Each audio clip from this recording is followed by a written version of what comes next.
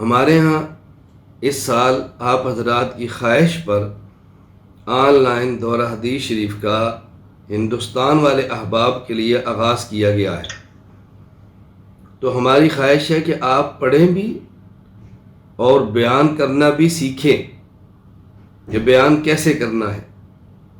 اس کے حوالے سے تفصیلی ہدایات مفتی عاطف حنفی صاحب حفظہ اللہ نے آپ کو دی ہیں۔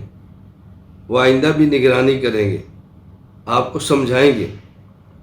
میں نے آج کی مجلس میں بنیادی طور پر 2 باتیں کہنی ہیں۔ نمبر 1، اپنی خطابت، اپنی تقریر، اپنے وعظ میں بات کیا کریں۔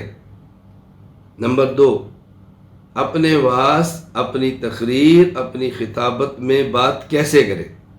2 باتیں ہیں بنیادی۔ نمبر 1 بات کیا کرنی ہے، نمبر 2 بات کیسے کرنی ہے۔ کیا اور کیسے۔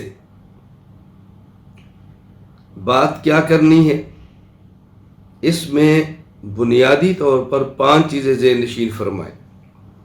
نمبر 1، خطبہ ایسا پڑھیں جس میں اللہ تعالیٰ کی حمد و ثنا، رسول اکرم صلی اللہ علیہ وسلم پر درود، قرآنی آیات یا احادیث ہو، اور خطبہ مختصر سے مختصر پڑھیں۔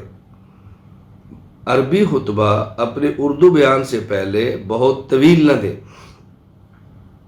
وقت کم ہوتا ہے، بات زیادہ کہنی ہوتی ہے، تو بات سمجھانے کی کوشش کریں۔